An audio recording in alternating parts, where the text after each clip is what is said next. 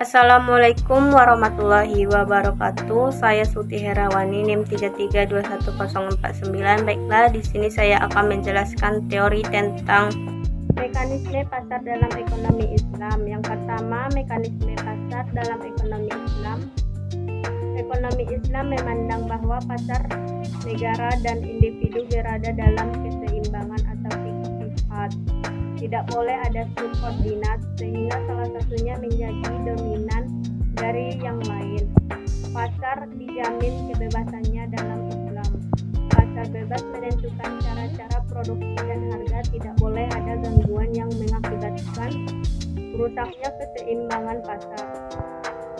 Namun dalam kenyataan sulit ditemukan pasar yang berjalan sendiri secara adil atau fair. Distorsi pasar tetap sering terjadi sehingga dapat merugikan para pihak.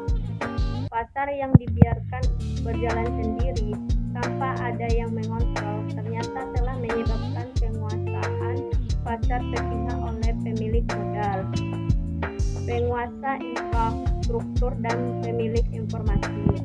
Yang kedua, pasar pada masa Rasulullah. Konsep mekanisme pasar dalam Islam dapat dirujuk kepada hadis Rasulullah Shallallahu Alaihi Wasallam, bagaimana disampaikan oleh Anas. Sehubung dengan adanya kenaikan harga barang di kota Madinah, dengan hadis ini terlihat dengan jelas bahwa Islam jauh lebih dahulu atau lebih 1960 tahun mengajarkan konsep mekanisme pasar daripada Adam Smith. Inilah teori ekonomi Islam mengenai harga Rasulullah Shallallahu Alaihi Wasallam dalam hadis tersebut tidak menentukan harga. Ini menunjukkan bahwa ketentuan harga itu diserahkan kepada mekanisme pasar yang alamiah impersonal. Rasulullah menolak tawaran itu dan mengatakan bahwa harga di pasar tidak boleh ditetapkan karena Allah yang menentukannya. Teori Nabi tentang harga dan pasar kekaguman ini dikarenakan ucapan Nabi Shallallahu Alaihi Wasallam itu mengandung pengertian bahwa harga pasar itu sesuai dengan kehendak Allah yang sunnatullah atau hukum supply demand. Yang ketiga, pasar dalam pandangan sarjana Muslim. Pakar ekonomi Islam kontemporer teori ini yang diadopsi oleh Bapak Ekonomi Barat Adam Smith dengan nama teori invisibly act. Menurut teori ini, pasar akan diatur oleh tangan-tangan tidak terlihat.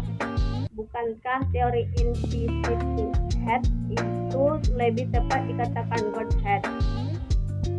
Oleh karena harga sesuai dengan kekuatan penawaran dan permintaan di pasar, maka harga barang tidak boleh ditetapkan pemerintah karena ketentuan harga tergantung pada hukum supply and demand.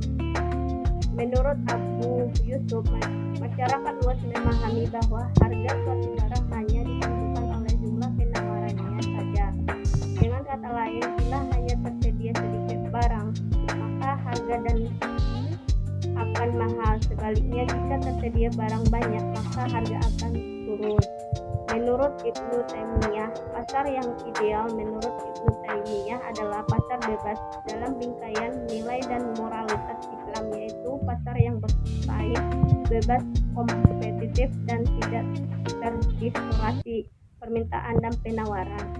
Yang keempat, keseimbangan pasar ekonomi Islam memandang bahwa pasar negara dan individu berada dalam keseimbangan atau iktihad. Tidak boleh ada jarak di antara mereka sehingga salah satunya menjadi dominan dari yang lain. Pasar menentukan harga dan cara berproduksi. Tidak boleh ada gangguan yang mengakibatkan rusaknya keseimbangan. Sekian materi dapat